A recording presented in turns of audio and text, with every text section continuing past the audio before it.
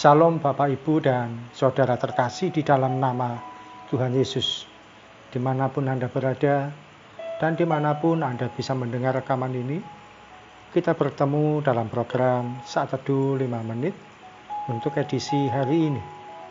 Sebagai dasar kebenaran firman Tuhan, saya bacakan dari 1 Samuel pasal 12 ayat 23. Demikianlah firman Tuhan.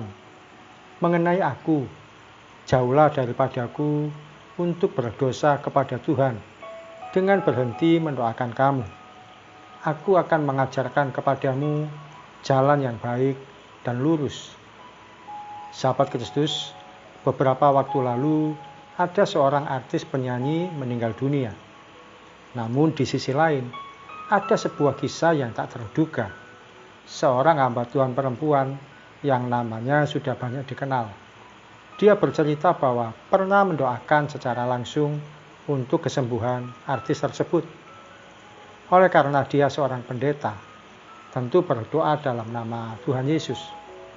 Ibu pendeta ini juga menguatkan artis tersebut supaya tetap semangat menjalani hidup. Meskipun dalam kepasrahannya, artis ini sudah siap bila harus menghadapi kematian. Menarik sekali, dalam komentar di media sosial, banyak netizen yang berpendapat kalau ibu ini dianggap menyia-nyiakan kesempatan untuk memberitakan Injil. Bahkan ada yang berkata kalau ibu itu hanya berani di mimbar, namun tidak berani memberitakan Injil secara langsung. Fenomena ini menjadi sebuah perenungan yang unik.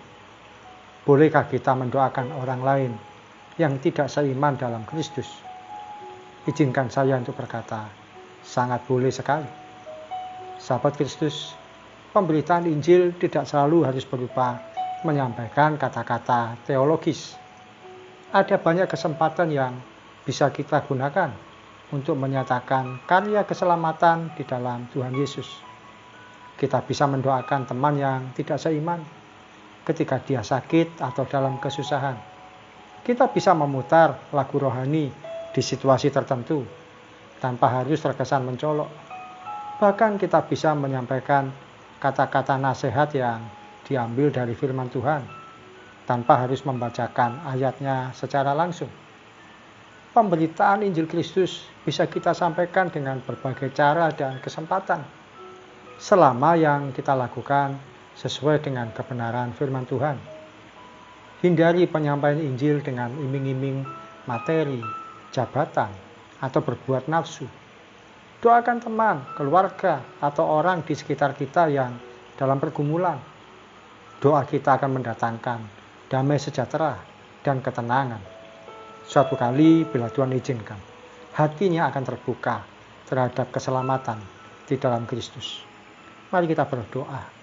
Tuhan Yesus, pakai kami sebagai alat-Mu untuk menyatakan Injil-Mu, menyatakan karya keselamatan-Mu, menyatakan karya-Mu yang agung bagi orang-orang yang ada di sekitar kami, siapapun mereka, meskipun saat ini belum seiman bersama dengan kami, tapi kiranya kami memiliki keberanian untuk menyatakan Injil-Mu bagi mereka yang ada di sekitar kami, teman kerja, teman sekolah, teman lingkungan, atau siapapun juga. Terima kasih ya Tuhan, kami mau pergunakan setiap kesempatan yang ada sebaik mungkin, semaksimal mungkin. Dalam nama Tuhan Yesus kami berdoa dan mengucap syukur. Amin. Sahabat Kristus, kesempatan untuk mendoakan orang lain merupakan kesempatan yang berharga. Jangan pernah melewatkan sedetik pun. Salam dari saya, Pendeta Ogi Raharjo dari Mitspa Ministry. Tetap setia sampai garis akhir. Tuhan Yesus memberkati.